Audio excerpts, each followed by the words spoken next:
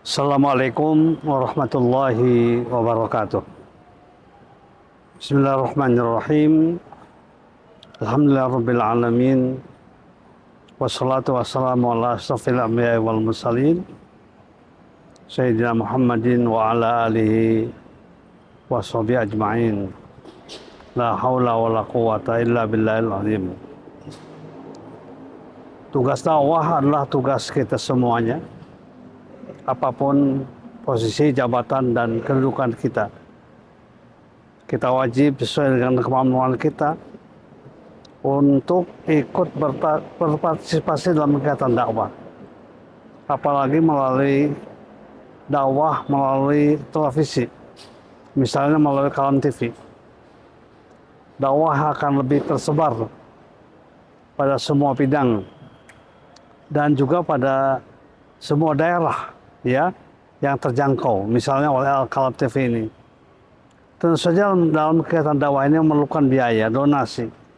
Oleh karena itu saya mengajak kepada saudara sekalian, kaum muslimin, kaum muslimat, mari kita bantu. Mari kita dukung Kalam TV ini. Dan saya mengajak kepada jamaah sekalian untuk ikut berpartisipasi aktif, apalagi dalam bulan suci Ramadan ini, untuk memberikan bantuan donasinya, dananya, infaknya. Mudah-mudahan semuanya akan berakibat positif dan baik bagi kegiatan dakwah kita. Amin ya rabbal alamin. Alhamdulillahirabbil alamin. Assalamualaikum warahmatullahi wabarakatuh.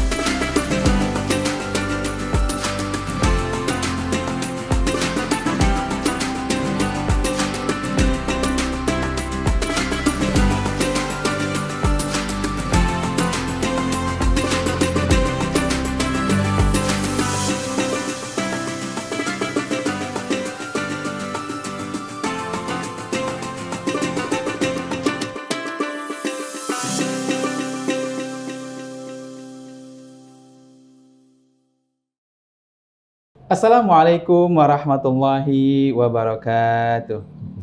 Alhamdulillah, wassalatu wassalamu ala rasulillah wa ala alihi wa ashabihi wa mawala amma ba'd.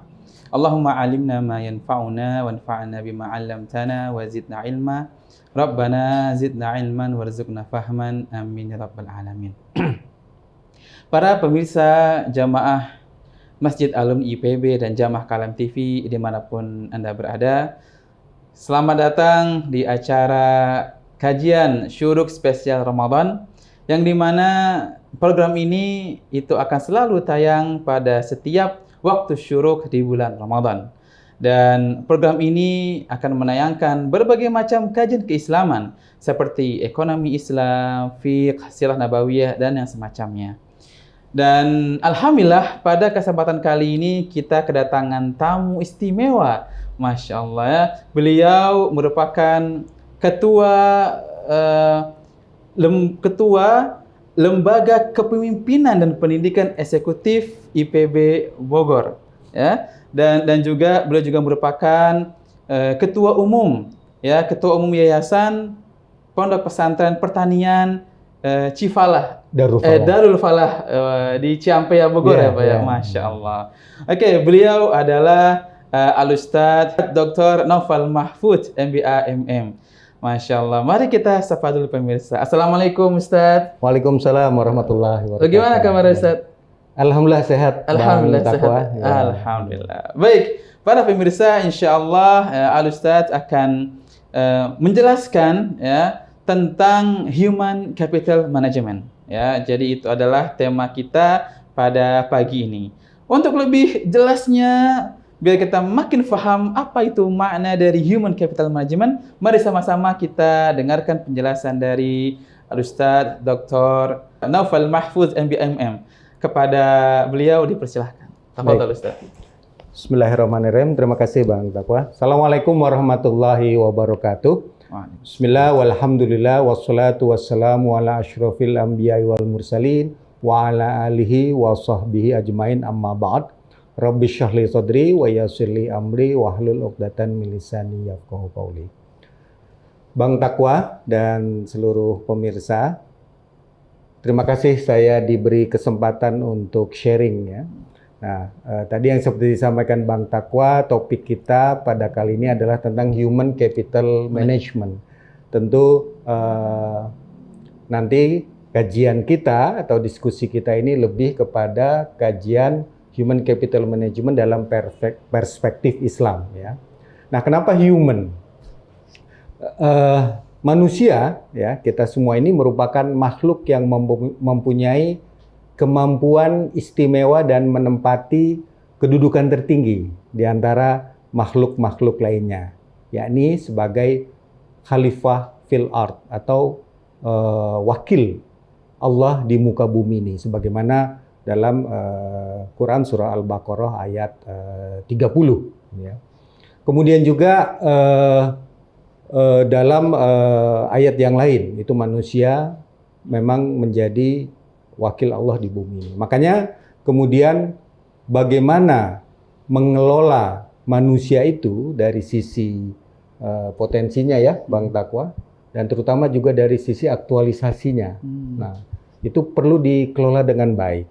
Nah, oleh karena itu human capital management ini itu menjadi satu bagian ilmu, terutama ilmu manajemen yang sangat penting dalam pengelolaan manusia itu sendiri. Gitu ya. Dan kita mengenal banyak teori-teori ya dari human capital management yang berasal dari Barat, gitu ya. Padahal kalau kita kaji dalam Al-Quran, kemudian juga dalam Sunnah ya, dalam hadis, banyak sekali pedoman dan juga rujukan untuk mengelola sumber daya manusia atau human capital management itu dengan baik. Gitu Ustadz. Jadi topik kita seputar itu pada kali ini. Iya. Ya. Berarti seputar bagaimana kita memanage ya manusia itu sendiri Ustadz ya. Masya Allah. Oke. Jadi seperti kalau dalam teorinya Josh Terry itu ya, bahwa manajemen itu terdiri dari planning, organizing, actuating ya, dan juga controlling ya. Nah, Rasulullah bersabda, yang ini tentu menjadi pedoman kita ya, bahwa sesungguhnya Allah itu sangat mencintai orang-orang yang jika melakukan suatu pekerjaan itu dengan itqan. Dengan itqan itu dengan profesional. Nah, dalam hal ini tentu tepat gitu ya, terarah, jelas dan tuntas. Jadi kalau tadi Josh Terry mengatakan planning, organizing, actuating, controlling, itu Rasulullah sudah lebih dulu mendefinisikan gitu ya, bahwa kita melakukan pekerjaan itu dengan itqan tadi, dengan profesional. Ya, gitu Ustaz. Luar biasa ya. Ya, berarti sudah di-spill ya sama Rasulullah ya, bahwasannya ya kita harus itqan ya. Harus profesional dalam ya bekerja. Subhanallah. Nah, kalau boleh saya sampaikan ya, definisi dari human capital management. Memang kalau dalam bahasa Indonesianya ini, ya Bang Taqwa, agak sulit kita mencari padanannya. Tapi saya coba mencari padanannya itu adalah manajemen modal insani. Masya Allah. Karena kalau kita bicara manajemen sumber daya manusia, khawatir sumber daya itu dieksploitasi, dieksplorasi, malah lebih istilahnya lebih konotasinya lebih negatif. Jadi gitu beda ya. ya. Jadi beda. Iya, Tetapi kan saya coba atau kita coba artikan ya, beberapa ahli manajemen SDM juga mengartikan manajemen modal insani. Jadi manajemen modal insani itu adalah kegiatan pengelolaan ya yang dibawa dan diterapkan oleh manusia dalam melaksanakan tugas dan pekerjaannya. Nah, apa itu? Ya termasuk intelijensia, reliabilitas gitu ya, energi, sikap positif, kemampuan belajar, bakat, imajinasi, kreativitas, orientasi, dan juga semangat bekerja sama. Nah, itu nanti ada fungsi-fungsi dari human capital management tersebut ya. Jadi fungsi human capital management itu dimulai dari sebenarnya desain organisasinya dulu. Habis itu kemudian bagaimana perencanaan ketenaga kerjaannya atau manpower planningnya, ya. Lalu bagaimana kegiatan rekrut dan seleksi dan penempatannya. Kemudian dilatih dan dikembangkan, training development. Habis itu dinilai performance appraisal ya, berdasarkan kinerjanya itu dinilai Bang Takwa. Habis itu juga bagaimana di-manage imbal jasanya, remunerasinya, ya. Karena kan bagaimanapun orang bekerja misalnya harus diberi imbalan gitu ya. Dan yang terakhir program-program hubungan industrial dan juga program-program pensiun. Nah, itu rangkaiannya itu. Dan banyak teori yang menjelaskan hal itu. Tentu nanti kita akan kaji bagaimana Islam ya memiliki pedoman atau aturan yang lebih komprehensif ya di bidang human capital management ini. Nanti kita akan lihat ya apa itu pedoman-pedomannya. Ini semakin menarik nih Bapak nih ya. Luar biasa. Jadi contohnya gini, di rekrutmen, selection dan placement ya, atau rekrut, kalau bahasa Indonesia rekrut, seleksi, dan kemudian bagaimana penempatan karyawan itu ya, atau pekerja ya, atau apapun dalam sebuah organisasi. Jadi tidak harus perusahaan, yayasan ya, bisa juga DKM ya, dan organisasi yang lain ya. Nah, jadi base-nya atau dasarnya biasanya dalam teori itu adalah kompetensi, kualitas dan juga kuantitas. Jadi basisnya itu ketika merekrut atau mempekerjakan orang, menyeleksi orang ya, mengembangkan orang, menempatkan orang itu juga berdasarkan kompetensi. Kompetensi orang yang direkrut ini ya. Jadi istilahnya right people ya, in the right time, on the right place ya, gitu kan, seperti itu ya. Jadi itu. Nah, dalam Islam kita ada pedoman yang sangat harus kita bisa terapkan itu ya. Misalnya dalam sisi rekrutmen ya. Dalam surat Al-Qasas ayat 26 ya, a'udzubillahi minasyaitonirrajim, bismillahirrahmanirrahim, inna khaira man istajartal qawiyyul amin ya. Artinya sesungguhnya orang yang terbaik yang engkau pekerjakan, ini ayat Al-Qur'an nih. Jadi sesungguhnya orang terbaik yang engkau pekerjakan adalah orang yang kuat. Kuat dalam arti qawi ya. Qawi itu kompeten dari sisi pengetahuan, dari sisi skill ya, keterampilan, dan dari sisi attitude, behavior, perilaku. Nah, ini yang sangat mahal sekarang ini, perilaku sama attitude ini ya. Dan yang kemudian al-amin. Al-amin itu yang dapat dipercaya. Atau kalau dalam bahasa manajemen sehari-harinya orang yang berintegritas. Nah, ini kan orang yang langka ini. Pada kondisi hari ini ya, kalau kita melihat peristiwa-peristiwa sekarang. Nah, begitu juga dalam seleksi ya. Rasulullah, mohon maaf, dalam Quran surat An-Nahl ayat 26 ya, sesungguhnya Allah menyuruh berlaku adil dan berbuat kebajikan. Jadi ketika kita menyeleksi karyawan dan lain-lain itu harus adil. Mana yang kompeten itu yang kemudian kita pilih, bukan karena yang misalnya lebih dekat dengan kita, family kita, gitu kan, dan lain-lain itu. Karena Sayyidina Umar bin Khattab itu juga pernah mengatakan bahwa ketika engkau merekrut orang gitu ya untuk menjadi karyawan dan lain-lain itu jangan berdasarkan kekeluargaan. Nah, itu kalau hari ini jangan berdasarkan nepotisme seperti itu, Bang Takwa. Ya. Itu dari sisi rekrutmen ya dan selection. Dan dari sisi penempatan, Rasulullah juga menempatkan sahabat-sahabatnya ini sesuai kompetensinya. Kalau kita baca sirah Rasulullah itu ya, seperti Khalid bin Walid itu ditunjuk sebagai komandan militer karena memang dia kompetensinya di situ. Kemudian Zaid bin Harisah itu ditunjuk sebagai juga komandan pasukan, ya, walaupun masih muda. Itu salah satu, kalau sekarang mungkin Danton lah, komandan peleton gitu kan, karena dia walaupun masih muda diberi kepercayaan oleh Rasulullah. Zubair bin Awam yaitu sebagai komandan yang lebih bersifat pengamanan, dan juga Muaz bin Jabal ya contohnya.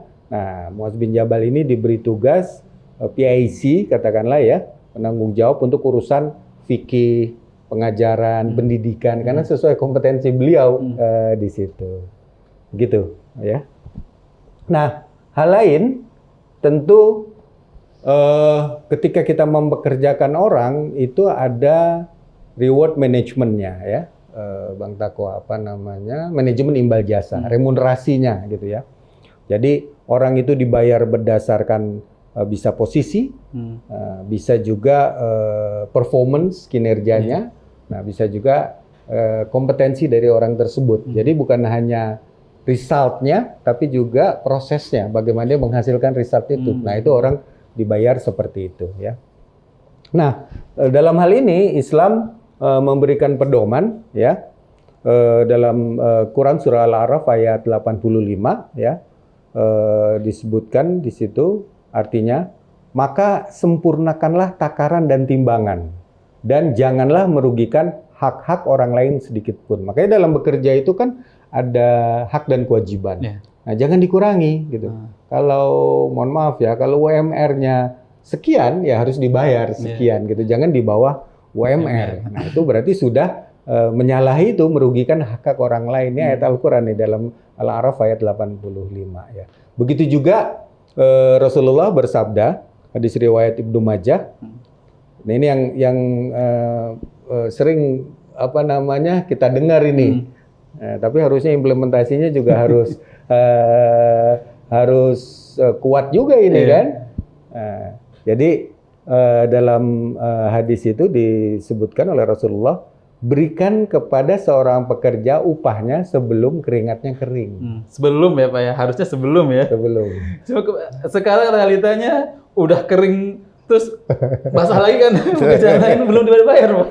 Nah itu, makanya ini dalam praktek sehari-hari ya di perusahaan atau organisasi, coba deh saya tanya Bang Takwa, bekerja dulu apa digaji dulu? Bekerja dulu. Bekerja dulu kan? Nah, tetapi dalam konsep ini sebenarnya ya kan, kalau kita bekerja dulu, hari pertama kita kerja, keringatnya sudah kering. Besok bekerja lagi, keringatnya sudah kering. Jadi sebenarnya dalam konsep ini dibayar dulu. Di awal sebenarnya dibayar dulu gitu. Harusnya ya. Harusnya. Dulu, ya. Tapi kita apakah melakukan hal seperti itu? Tapi minimal paling tidak ya, kalau memang diperjanjikan gitu ya, bahwa 1 bulan bekerja, kemudian digaji, nah itu lebih baik. Jangan sampai kemudian ditahan-tahan gajinya seperti itu, apalagi di bawah UMR. Nah itu Islam sangat mengajarkan seperti itu. Iya, kadang lama, Ustaz. Cairnya kadang sampai nunggu 2 bulan, 3 bulan. Dan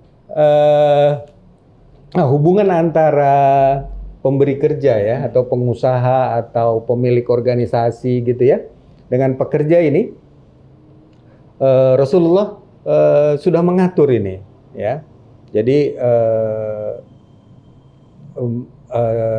dalam sebuah hadis ya, di hadis Bukhari, Rasulullah berkata begini, Allah Ta'ala berfirman, ada tiga jenis orang ya, atau 3 kategori orang ya, yang aku berseteru padanya pada hari kiamat. Jadi Allah ini berseteru. Nah, siapa saja 3 orang ini? Saya sebutkan satu ya. Satu, seorang yang bersumpah atas namaku lalu mengingkarinya. Ini kata Allah.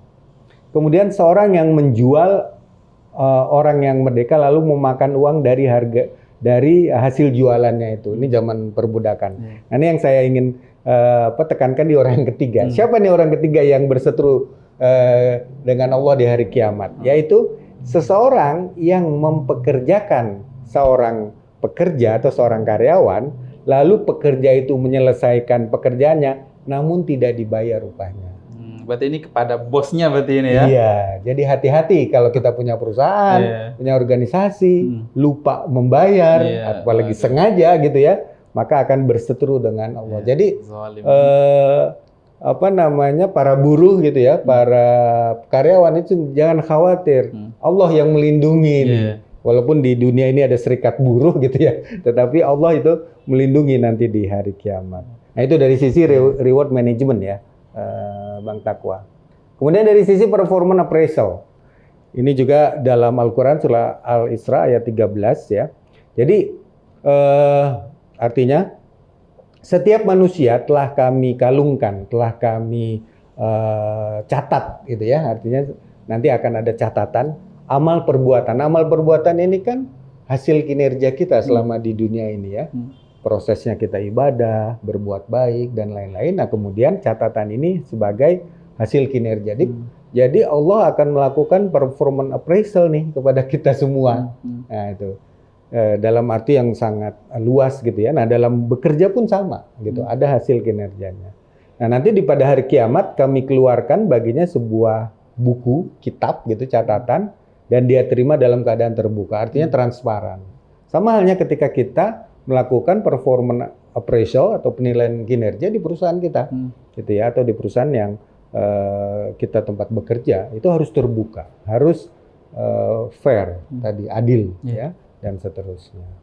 Nah itu Bang Taqwa, Nah yang terakhir ini tentang training development. Ini sangat penting ya, pelatihan dan pengembangan. Jadi Rasulullah pernah bersabda, hadis riwayat Bukhari. Rasulullah mengatakan begini, jika amanah telah disia-siakan, tunggu saja kehancuran yang terjadi. Ya. Nah, ada seorang sahabat bertanya, nah bagaimana maksudnya amanah itu disia-siakan, gitu ya? Nabi menjawab, jika urusan diserahkan bukan kepada ahlinya, bukan kepada ahlinya, maka tunggulah kehancuran itu. Artinya, kalau kita mengangkat orang ya, tapi dia tidak kompeten, hanya karena mungkin orang yang dekat dengan kita, ya bagusnya kalau orang dekat kita juga kompeten ya nggak masalah gitu kan. Nah ini atau family atau apa istilahnya circle ya kalau bahasa sekarang, nah maka ya ditunggulah kehancurannya. Nah kita lihat ya mungkin di perusahaan, mungkin ya di pemerintahan dan lain-lain ada beberapa orang yang diangkat tidak kompeten, nah, seperti itu terjadi. Ya. Apalagi kemudian kompeten itu bukan hanya keahlian dalam sisi hard skill, pengetahuan. Yang paling penting adalah kompeten di attitude atau behavior-nya tadi, integritas itu ya kompetensi, seperti itu. Bagian dari itu. Masya Allah. Ada saya timbul pertanyaan nih, Ustadz. Ya, silakan. Bagaimana pendapat antum, Ustadz, terkait tentang orang dalam nih? Ya. Ya, jadi ada istilah orang dalam atau privilege lah bahasa yang genzinya sekarang gitu ya. Jadi kan sebenarnya boleh nggak sih itu ada orang dalam gitu? Kan kita tahu, tapi dia kompeten. Ya. Tapi karena orang dalam, akhirnya dia tidak melewati proses rekrutmen, tidak melewati proses wawancara atau sebagainya, seleksi kayak gitu, langsung aja ditunjuknya. Ini bagaimana menurut Ustadz nih orang dalam ini? Ya, jadi begini tadi yang saya sampaikan ya, bahwa tunggu kehancurannya jika kita mengangkat gitu ya orang-orang yang tidak kompeten. Tidak kompeten. Rasulullah seperti itu. Jadi gini, kalau orang dalam, orang di sekitar kita, bahkan misalnya kalau di Jepang itu ada istilah Click University. Misalnya dia jadi direktur gitu ya, di RUT katakanlah, dia ingin merekrut orang yang sesama alma mater dia, karena dia tahu kualitasnya. Nah itu tidak masalah, artinya dia tahu bahwa misalnya ketika dia kuliah di situ diajarkan hal-hal seperti ini, berarti kan adik kelasnya juga apalagi lebih berkembang keilmuan dan pengetahuan gitu ya, kemudian dia rekrut. Dan dia tahu persis kompetensi lulusan dari universitas itu misalnya ya. Maka dia kemudian rekrut ya. Tetapi tadi harus melalui proses yang penyeleksian. betul, penyeleksi yang sesungguhnya. Maksudnya yang sesungguhnya itu sesuai prosedur. Iya, Nah, itu nggak masalah gitu loh. Boleh Jadi, ada dalam tapi harus melalui prosedur. privilege pertama, oke, satu alma mater katakanlah gitu, ya kan? Atau privilege yang lain misalnya apakah dalam lingkungannya, boleh-boleh saja lingkungan tempat tinggalnya ya, karena memang orang-orang dekat dan dia tahu kan reputasi dan lain-lain itu boleh. Tetapi syaratnya satu, Ustaz, dia melewati proses itu seperti itu. Gitu. Jadi Banyak, harus ada prosesnya. Saya rasa banyak ya, mungkin para pemirsa juga mengetahui banyak perusahaan-perusahaan itu ya, walaupun anaknya sendiri itu diseleksi. Gitu. Jadi kalau anaknya itu dia misalnya pemilik, terus kemudian dia ingin regenerasi, gitu ya.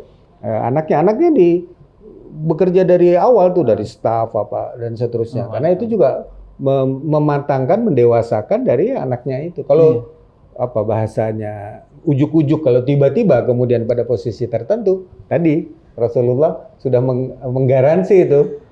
Tunggu kehancurannya itu. Semoga negara kita baik-baik saja, Pak. Insya Allah. Nah, karena itu kompetensi itu kan yang harusnya diutamakan gitu ya. Oke, Masya Allah.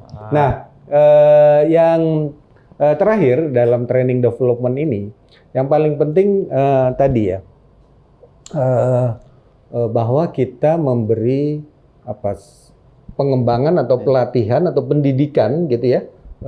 Untuk meningkatkan kompetensi.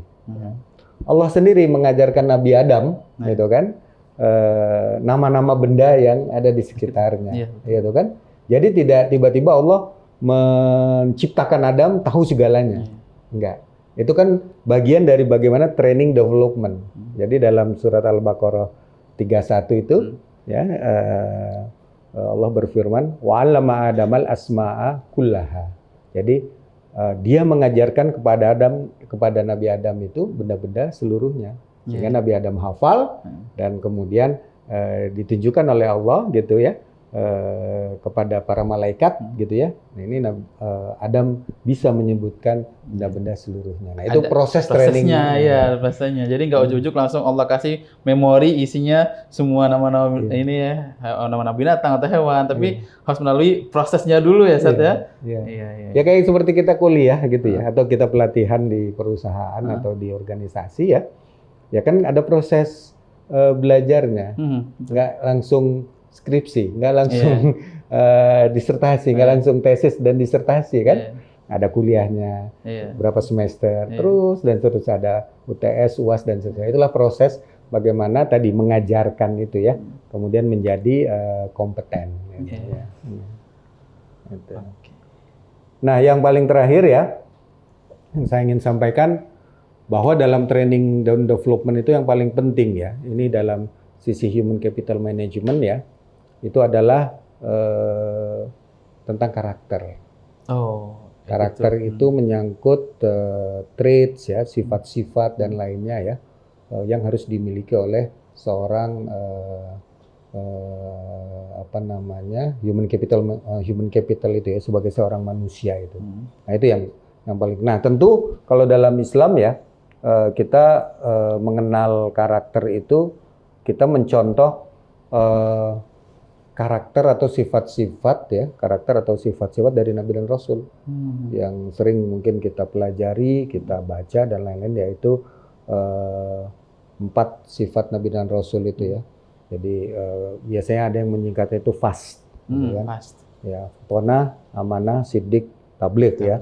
Kalau fatonah itu disebutkan dalam Al-Quran surah Maryam ayat 41 dan 50, kemudian amanah An-Nisa ayat 58, Siddiq itu di Al-Maidah ayat 67 dan tabligh di Al-An'am ayat 83. Coba kita satu-satu ya. Nah, fatonah. Fatonah ini sifat atau karakter cerdas, bijaksana dan memiliki, kalau sekarang orang mengenal ESQ question itu ya. Jadi orang itu cerdas secara emosi. Emotional question. Ya, pertama tentu intelektualnya, Iya. kemudian Exactly. emotional questionnya, Question. kemudian juga spiritual question. Question, Ya. yes. Jadi tiga hal ini yang dimaksud dengan fatonah ya. Jadi karakter yang mencerminkan sifat fatonah ini kalau dalam human capital management antara lain berpikir kritis ya, berpikir logis, kemudian berpikir kreatif, inovatif ya, kemudian juga respon cepat ya, artinya cepat tanggap dan juga active learner, pembelajar yang aktif. Dan yang paling penting sebenarnya di emotional question atau spiritual questionnya itu adalah bijaksana dalam bertindak. Wisdom itu termasuk fatona. Fatona. Ya. Itu yang pertama yang fatona. Kemudian yang kedua amanah. Ayo amanah ini dapat dipercaya, jujur dalam melaksanakan tugas dan juga bertanggung jawab ya, Bang Takwa. Nah, apa karakter-karakter dari sifat amanah ini? Kalau dalam human capital management itu menepati janji, bertanggung jawab, disiplin ya dalam segala hal, tulus dalam mengemban tugas, dalam bekerja, dan juga teguh memegang prinsip-prinsip dan nilai-nilai values. Makanya dalam organisasi, perusahaan itu selalu ada values ya. Apalagi dalam Islam itu values-nya itu lebih nyata lagi. Nah, yang ketiga sidik. Nah, sidik ini berkata benar dan tidak suka berbohong ya dari sisi. Nah, ini yang kadang-kadang sering kita lihat ya orang kelepasan bicara ya. Itu karena karakter sidiknya ini yang tidak benar-benar tertanam dalam dirinya. Nah, apa karakter sidik ini dalam human capital management? Ya tadi ya berkata sesuai fakta, kemudian konsisten. Nah, ini antara pikiran, perkataan, perbuatan. Ya, antara knowledge, skill dan juga attitude-nya itu ya. Kemudian yang agak sering banyak orang terlupa bagaimana mengakui kelemahan, kekurangan, kesalahan kita. Admit mistakes gitu kan. Kemudian tidak memanipulasi fakta atau kebenaran sehingga kemudian juga disidik ini adalah dipercaya oleh orang lain ya. Nah, yang terakhir tabligh. Tabligh ini menyampaikan. Nah, ilmunya, ini ilmu komunikasi nih. Ya, dari human capital management. Jadi menyebarkan kebenaran, tidak menyembunyikan informasi. Gitu. Jadi terbuka, transparan gitu ya, yang untuk diketahui orang lain ya. Nah, apa karakternya nih dari sifat-sifat tabligh ini? Jadi pertama komunikatif ya. Nah, makanya seorang pemimpin ya itu juga harus pandai berkomunikasi, ya artinya memiliki skill komunikasi yang cukup baik. Kemudian transparan, terbuka, ya. Kemudian berdakwah dan memberi nasihat dengan bijak. Nah, caranya gimana? Kan orang berdakwah itu nggak sembarangan. Nah, bisa aja ke berbagai apa istilahnya karakter umat itu masyarakat itu berbeda-beda. Bahkan kepada orang Yahudi pun Nabi dakwahnya itu berbeda gitu ya, juga kepada yang lain ya. Kemudian tidak menyembunyikan ilmu, ya kan kadang ada orang yang punya ilmu tapi dia sayang ilmunya itu terbagi. Nah kalau orang lain tahu, wah, saya tersaingi misalnya seperti itu. Nah itu bukan orang yang punya karakter tabligh itu tadi, Bang Takwa ya.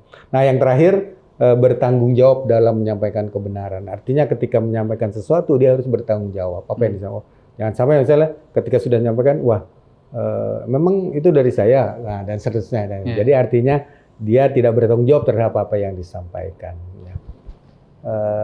Seperti itu, Ustadz. Jadi kesimpulannya ya dari semua tadi, bagaimana human capital management membentuk karakter, ada yang menarik. Sebenarnya itu harus menjadi culture, budaya. Ya kan? Ya, jadi misalnya tadi bagaimana 4 karakter sifat Nabi itu. Nah, memang ada kiatnya juga nih. Nah, bagaimana tuh? Untuk bagaimana kita mendidik anak dan juga mendidik umat dan lain-lain. Ada satu yang mungkin ini bisa menjadi bahan diskusi kita. Jadi ketika kita mendidik karakter orang itu ada 5 langkah itu, Bang Takwa. Yang pertama itu dipaksa dulu orang. Oh, dipaksa dulu. Dipaksa dulu. Iya. Anak kita sholat subuh misalnya, kan kita harus bangunkan. Kan itu dipaksa. Kita nggak nunggu dia bangun sendiri. siang, bangun Iya. sendiri. Iya. Alhamdulillah kalau dia bisa bangun sendiri Iya. gitu kan. Kalau sendirinya jam 8 bangun. Iya.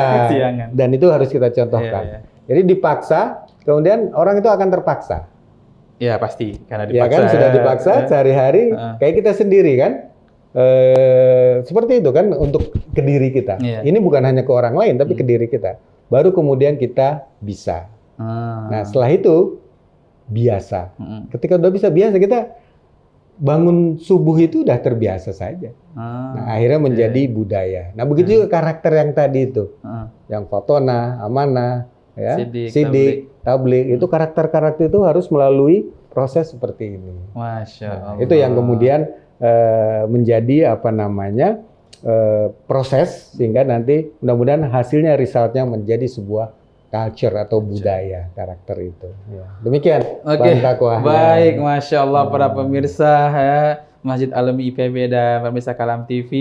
Ya, sungguh ya daging sekali ya materi kita kali ini ya tentang human capital management yang dimana tentu result dari situ ya diharapkan kita semua bisa mempunyai sifat Nabi dan Rasul ya yang disingkat dengan FAS ya, fatana, amanah, siddiq, tablik. Dan tentunya untuk mendapatkan ya 4 karakter ini itu ada tips ya dari Ustadz Noval ya. Yang pertama gitu dipaksa dulu ya sehingga menjadi terpaksa ya. Selanjutnya akhirnya karena terpaksa ini dia jadi bisa. Betul. Nah, setelah bisa karena lama-lama dilakukan dia terbiasa. Ya. Ya, Masya Allah. Dan akhirnya karena terbiasa dia melakukan ini menjadi budaya, menjadi culture. Masya Allah. Ya, terima kasih ya Ustadz ya, jazakallah khair ya.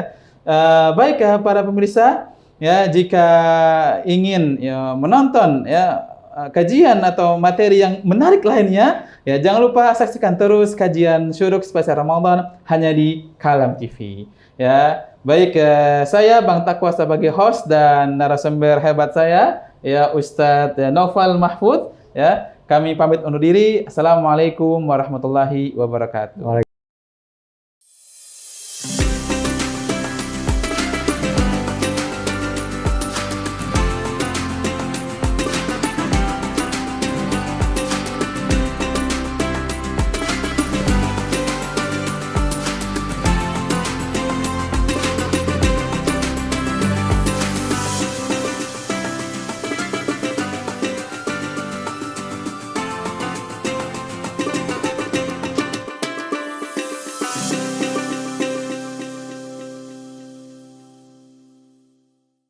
Assalamualaikum warahmatullahi wabarakatuh.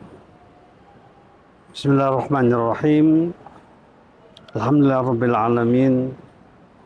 Wassalatu wassalamu ala asyrafil anbiya'i wal mursalin Sayyidina Muhammadin wa ala alihi wa sahbihi ajma'in. La haula wa la quwata illa billahil azim. Tugas dakwah adalah tugas kita semuanya. Apapun posisi, jabatan, dan kedudukan kita. Kita wajib sesuai dengan kemampuan kita untuk ikut berpartisipasi dalam kegiatan dakwah. Apalagi melalui dakwah melalui televisi, misalnya melalui Kalam TV. Dakwah akan lebih tersebar pada semua bidang dan juga pada semua daerah ya yang terjangkau, misalnya oleh Kalam TV ini. Tentu saja dalam kegiatan dakwah ini memerlukan biaya, donasi. Oleh karena itu saya mengajak kepada saudara sekalian, kaum muslimin, kaum muslimat, mari kita bantu. Mari kita dukung Kalam TV ini. Dan saya mengajak kepada jamaah sekalian untuk ikut berpartisipasi aktif, apalagi dalam bulan suci Ramadan ini, untuk memberikan bantuan donasinya, dananya, infaknya. Mudah-mudahan semuanya akan berakibat positif dan baik bagi kegiatan dakwah kita. Amin ya rabbal alamin. Alhamdulillahirabbil alamin. Assalamualaikum warahmatullahi wabarakatuh.